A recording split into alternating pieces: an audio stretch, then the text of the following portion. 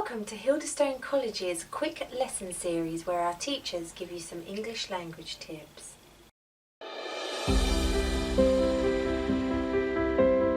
Hello and welcome back to Quick Lessons.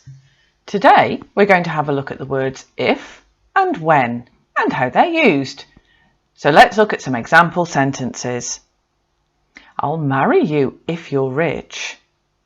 I'll marry you when you're rich. You can see that we use if to introduce a condition. I'm obviously a very shallow person. I'll marry you if you're rich means I'll only marry you if you're rich, if you have money. So here, my condition for marrying you is that you have money. Now let's look at when. We use when to talk about a future situation we're sure about. I'll marry you when you're rich means that I expect you to make lots of money. And at that point, I will marry you. So clearly, I think you will get a very good job. And then I will be happy to be your wife.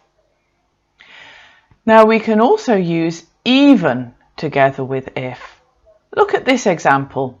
I wouldn't marry you even if you were rich.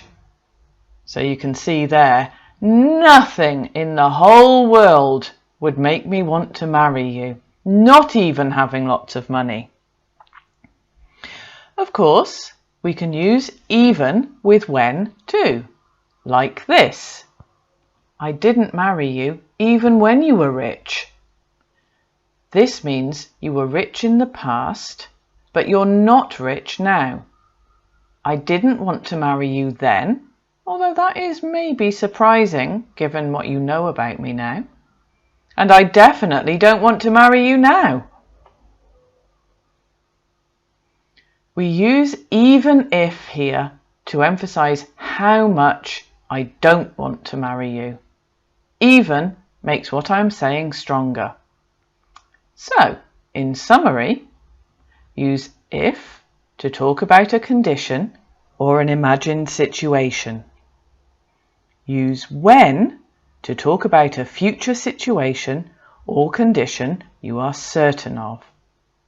Use even to make what you're saying stronger or to emphasize that it's surprising. Thank you for listening. I hope that helps you make fewer mistakes in the future, and I'll see you again soon for another quick lesson. Bye! Thank you for watching.